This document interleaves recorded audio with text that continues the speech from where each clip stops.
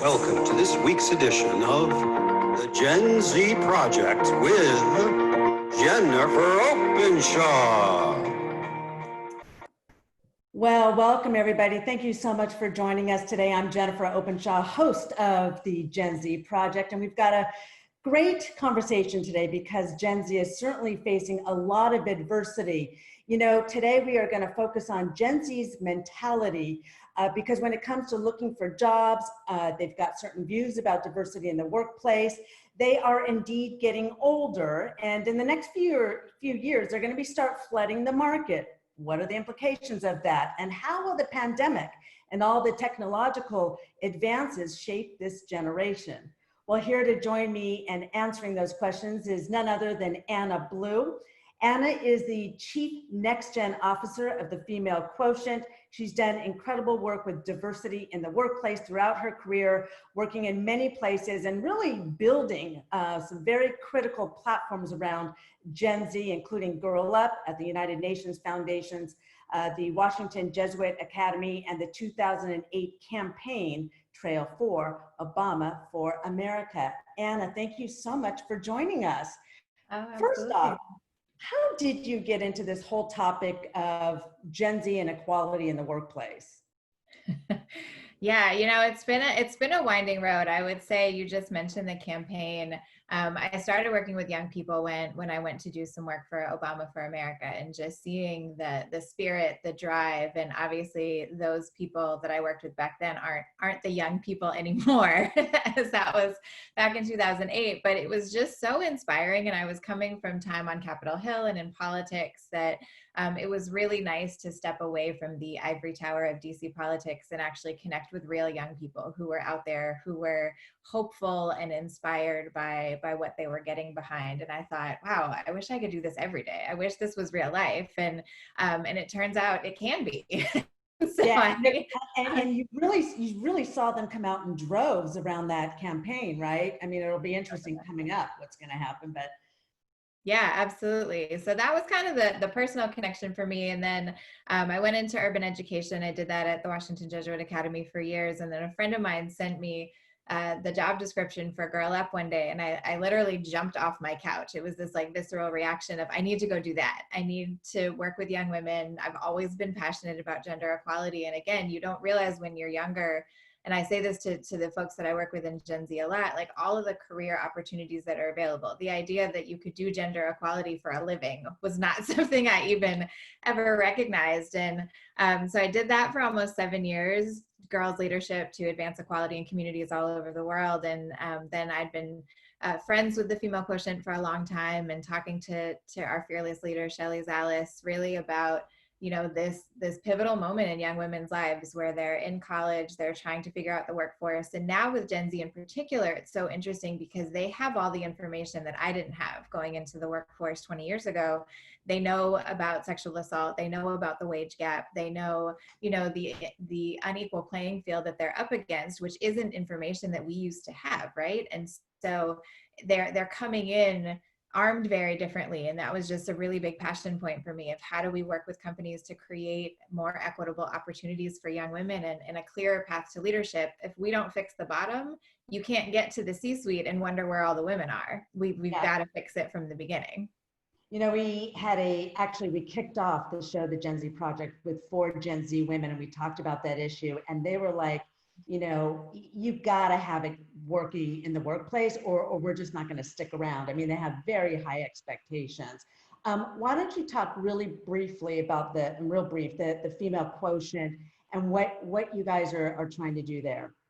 Yeah, absolutely. So, big picture, Female Quotient is all about advancing women in the workplace, taking a look at the pipeline, policy, and parity. So I'm focused on the pipeline piece with young women coming into the workforce and how we make that more equitable. But it goes all the way up through the messy middle, where we lose a lot of women, or women feel stuck in middle management, up through the C-suite and the board level. We are 50% of the population, and yet that is not what's represented in the corporate world. So that's really what we're out here doing. Yeah, it's interesting. If you take a look at some of the tech companies, especially, and you look at the percent of women in the leadership positions, and you juxtapose that to the fact that women are probably 50% of the buyers, if not more in some cases, we certainly know it's really a big disparity. Let's talk about the adversities that Gen Z is facing right now, particularly amid COVID. You know, we know it's a tough job market, so I don't think we need to spend a bunch of time on that. But briefly, what do you think some of the biggest adversities are?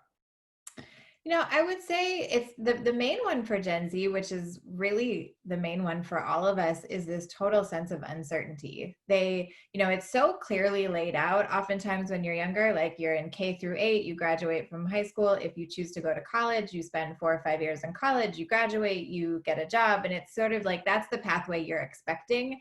And so now it's just all up in the air. You've got athletes who don't know if they're going to have a season or be able to play. You have young people not knowing how their high school or college is going to look, if they're going to be able to get a job. You know, as you mentioned, just all of this uncertainty. And there's already a huge mental health crisis with Gen Z as well. So this is just adding to that. Now you have all of these young people who have already suffered huge levels of depression and anxiety, and now you're layering this huge level of uncertainty on it. And I think that that's the biggest hurdle for them right now, is just, what does this mean for me? And the focus isn't on them. The focus is on what this means for everybody, as it should be. This is impacting literally every single person. But Gen Z is being swept away a little bit. And I think that it's adding to that mental health challenge. Yeah, really good points. How have these adversities actually helped the rest of the world adapt, do you think? The adversities for Gen Z in Gen Z particular? is facing, have they kind of impacted, you know, the parents or the workforce? Certainly, because we hear, I'm hearing them say we want to be the employer of choice. That was pre-COVID.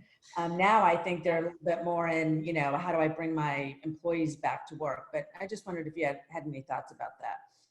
Yeah, you know, I think what's really cool in this moment is that it's an opportunity for the rest of the world to change their perception of Gen Z, and to actually lean into and learn from young people right now. Because if you Google images right now, photos of Gen Z, what you will get is a ton of photos of young people on their phones. It's literally like your entire feed on Google Images will be filled of young people on their phone. That's what everybody thinks. They're stuck in their phones. They don't know how to have real conversations. They don't know how to send a real email.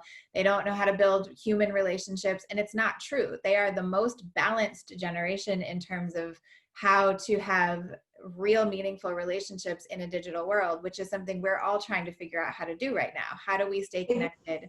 So you think they do, because they're so digital and because they connect, that they're not stepping backwards in building relationships? You don't think Not so? Gen Z. I think the rest of us are trying to figure out how to do this, right? Like the number of, you know, you think about March and April, the number of virtual happy hours and all of those things, as we were trying to figure out how to have human connection. And, you know, watching just on a personal level, not only the girls that I work with, but I have a 21-year-old son. And this was, yes, he missed going out and being able to see his friends in person, but connecting in a meaningful way on his phone, in ways that we don't even think about. He's been having video conversations for years. He doesn't pick up the phone and have a call with anybody ever. It's all video. And so the way that we're all learning to communicate right now, he's been communicating for the last, 5 years.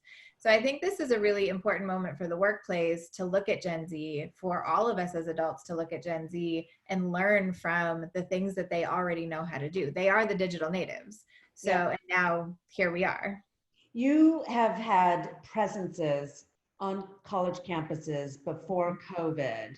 What are some of the things that sort of the ahas, maybe the 2 or 3 things that really stood out for you as you guys have, traveled all over the place?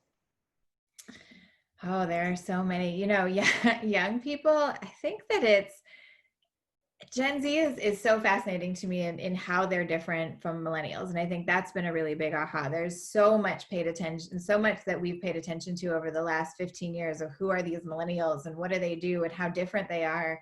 And so it's really interesting to see the way that Gen Z is similar, but also very different. They are their own generation, and they have come into the world in a different way than millennials have. And so I think, just some of those moments of, it's the side hustle, like the Gen Z, and this idea that you can have it all at such a young age, that the things that they're trying to do. I mean, I know more 18, 19, 20-year-old CEOs than I might know adult CEOs at this point. And they're starting successful companies because they have, again, it's that access to technology. They're familiar with things that we've all had to learn at older ages. And so for them, like going to class, but also running an entire corporate empire is something you can do. And I think that's been a huge aha for me, just in terms of their power. And I would say that is the second thing. We work with young women in particular, but the power that Gen Z holds and their access to that power at such a young age. I mean, we're talking about $44 billion in spending power already. Their tie to consumerism and activism, their creation of cancel culture, like this is the most powerful generation I think we've ever seen come up. And when you step on a college campus, you're like, whoa, and you see it. What else are you hearing from them about the importance of diversity in the workplace as they start to move into, their first job? Many of them are, and I'm talking, by the way, to Anna Blue. She's the Chief Next Gen Officer of the Female Quotient. What are they, how important is diversity in the workplace to them? I think very. I mean, right now they're the most diverse generation that exists until all of Gen Alpha gets here. And Gen Alpha is a whole other reckoning that we'll have to have in a few years. So they're coming in, they're close to 50% non-white. That's huge for this generation. And so I think it's important that they feel represented. And now they're at a very pivotal moment in their development, and you have this really important racial justice movement. So you have a lot of young people understanding how to check privilege, understanding microaggressions, again, at 18, 19, 20, which is something I wish all high-power CEOs had been able to do. They're learning at such a young age the concepts that we're all still sort of thinking through and talking about in corporate boardrooms. And so I think it will be really, really important to them as they come into the workplace and everywhere. They're going to expect it in advertising and marketing. They're going to really expect to see themselves, whoever they are, represented in everything that comes their way. Anna, we did a report, What's Inside the Minds of Gen Z, at Girls with Impact, which folks can download. It's in the news section, by the way. And we asked Gen Z what's important to them, as they're making hiring decisions or job decisions. And, some of those were the commute. They didn't want it to be more than like 30 minutes.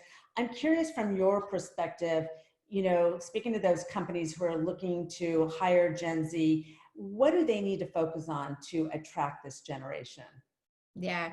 So again, this is where we can separate them from millennials a little bit. Millennials have been very much into very flexible work, being able to work from anywhere, valuing that over the steady salary and things like that. Gen Z were young when we had the last economic crash. So a lot of them watched parents lose 401ks, they lost their homes, their parents lost their jobs. So there is something that Gen Z is looking for in terms of stability as they come into the workplace. We're kind of getting back to that.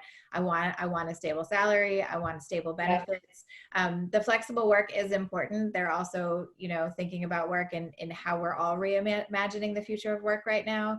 So how we can still stay connected, but also be virtual. But I think for them, we're seeing this sort of swing back to stability, to understanding that they will have a job. I think that we will see a return of like true loyalty from Gen Z in the workplace, which we've kind of gotten away from with Gen X and Gen Y or millennials, is that like, I want to come, I want to be happy, I want to stay. So if you can fix some of the barriers and challenges from a corporate perspective or for companies that young people can face in the workplace and truly create that path for them to leadership, you'll get them to stay. Yeah. And we found some of the same things too, certainly financial stability being a big one. And there's some interesting things that companies are doing to try to engage them more. I want to know, like, if there's any kind of interesting things that you're seeing from your side that companies are doing that are, for example, one thing I've seen is reverse mentoring, right? Mm-hmm. So the young people mentoring the older people on things like tech and digital and social media. Any other interesting things that you're seeing them do to really engage this generation?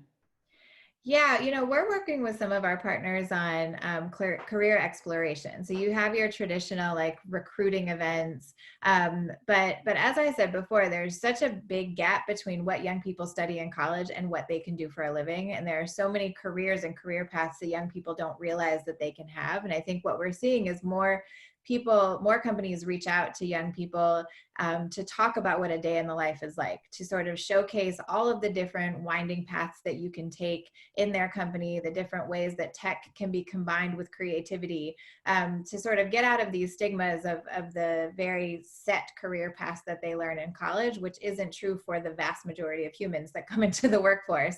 And I think that companies are recognizing that they have an opportunity to better share their story and their individual employee stories, which is really working. And I think it's resonating with Gen Z. One last question is, how do you think Gen Z's attachment to technology is going to kind of impact the way they engage in the workplace or what they bring to the workplace? Any thoughts on that? Yeah, I mean, I do think that there's good and bad from it. It is hard for Gen Z to detach from their devices in general, right? So understanding how to find that balance, especially if and when at some point we go back into more of a traditional workplace setting, if that's going to happen, getting them to understand those boundaries and what's appropriate in terms of being on your phone or being on social media, because it is so second nature to them. So I think that there's a little bit of that. And then at the same time, they are walking content creators. They know how to use all of these different tools, whether through social media or different platforms, to create content, which is a dream for most companies, to have these people who you don't have to have on your marketing team. They don't have to be the CEO to walk in with this ability to just create content and share things about your company publicly in a positive way that nobody else has been able to. And so I think that there's really some interesting ways that technology is going to come into play with Gen Z in the workforce. Some really good points, Anna. We will have you back. I want to thank you for joining us. Oh, thank you. Anna Blue, who is the Chief Next Gen Officer at the Female Quotient, working with a lot of employers across the country and across the globe. Thank you for joining us, and we'll see you all next week. Thank you.